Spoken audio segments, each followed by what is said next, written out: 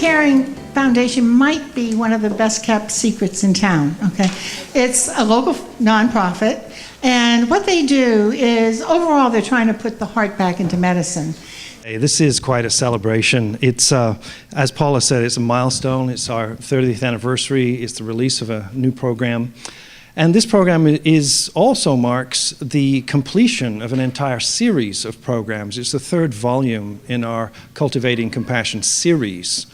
I recently presented grand rounds for the surgical residents at Cottage Hospital. And the reason they asked me to do it was the head of the surgical education department was concerned. He didn't quite know how to broach the topic. And I think that's common for a lot of people. This is an awkward subject. How do we talk about burnout or compassion fatigue or vicarious trauma or moral distress? And what are they anyway? Are they all words to the same thing? Well, actually they're not. They are slightly different, and it really matters to understand that. Anyway, the educational function, if you will, of a video is to get the conversation started. Because what happens is that you will hear, and many of the people who participated in the video are here in the audience today, which thank you all. But when you hear people speak candidly on camera about this issue, what happens after the credits have rolled, that conversation starts to continues in the room afterwards, because people feel like they now have permission to speak about this. That's about all I need to say. So with no further ado, it'll take about half a minute to lower the screen and dim the lights, and the piece is 35 minutes, and we'll have a panel discussion afterwards. So thank you for being here.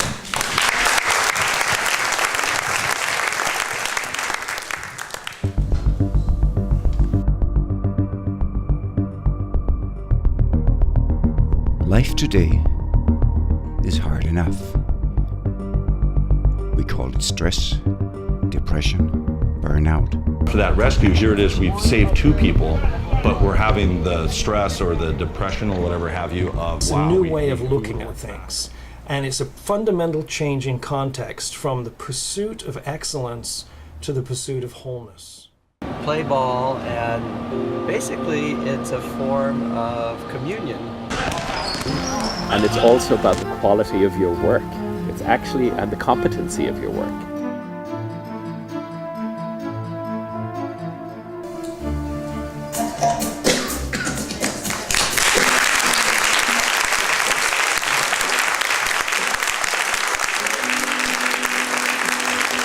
From a medical point of view, it's definitely much, much worse. I call it the dreaded M's, Medicare, Medi-Cal, malpractice, often a dysfunctional marriage, a mortgage, and so on. And the new thing is medical records, electronic medical records, where before you could write something down in 5 minutes, now it can take you half an hour to do the same thing. So they just seem to be piling more and more and more stuff on doctors with less and less reimbursements. And I think in a sense, for the medical profession, the nurses as well, have kind of learned to live with the intolerable. So I think it's really worthwhile to involve us very much in this program. And I think that's the hard part. I loved how you brought up that fire chief said, well, what do you do? I've got my chief and he's got my back. But as a psychotherapist, a lot of us are in private practice and we don't have anyone going, okay, that's enough. Take a time out. And I think a lot of even as doctors and nurses, we don't always have the people because they're under the same pressure. So I'm interested in your thoughts of where this will be going next. Typically in our career, and I'll go back to law enforcement again, we're supposed to be so strong all the time for everybody. When a critical incident occurs, you need to be the one that directs people and guides them. They're looking to you for guidance. You can't fall apart.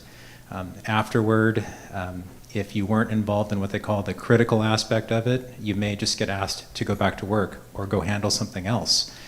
And we've not been good about taking care of ourselves. The fire department has always traditionally been very good about embracing the critical incident debrief, talking about it. They live together. It's a different dynamic with them. With us, we all go home. We go home to our families, and unfortunately, our families get to see what's left over because we've given so much of ourselves to everybody out in the field.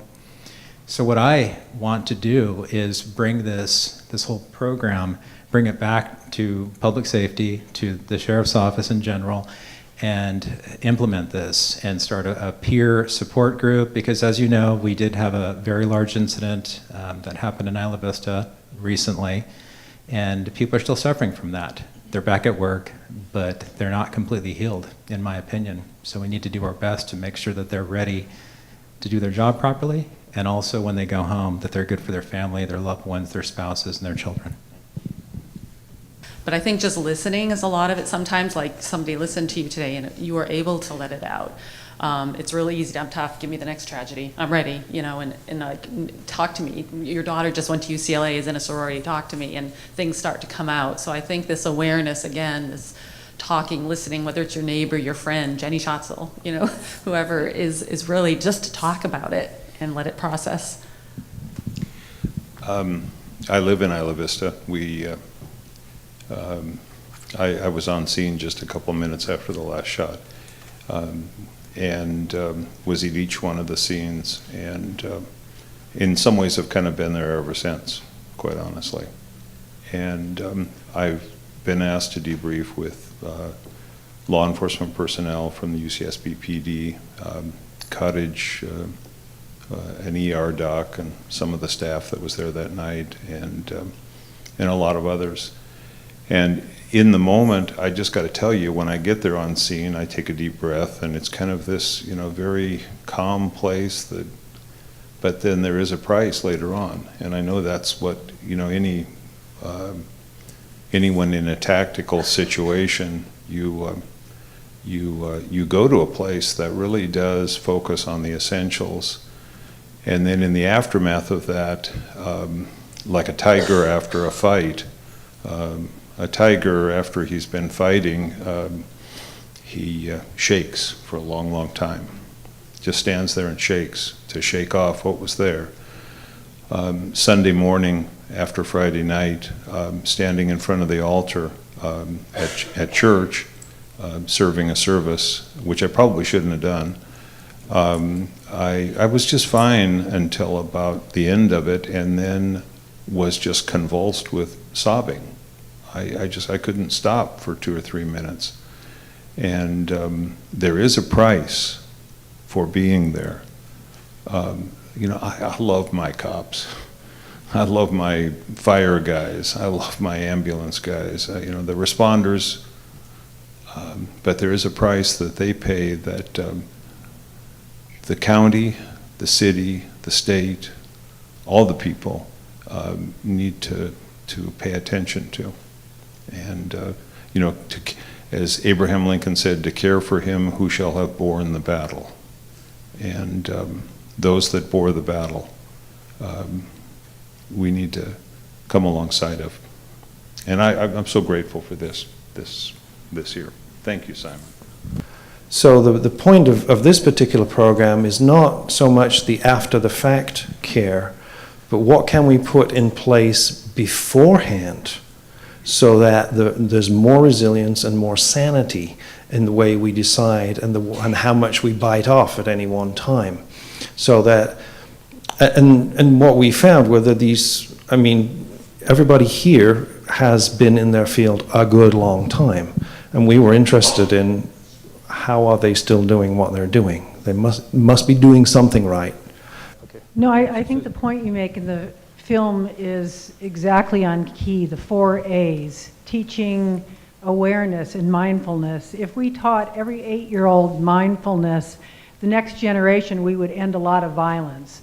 But we get lost in all the details of our life and we don't focus on that. So I think you have the key here in your film to change it. Like you said, it's not going to happen overnight, but if we could focus on these 4 A's and do a lot of teaching in this area, a greater awareness of ourselves when we're in a stressful situation, we're going to end a lot of this burnout and other issues. So thank you so much, Simon. Thanks, Suzanne. It means a lot coming from you. Thank you.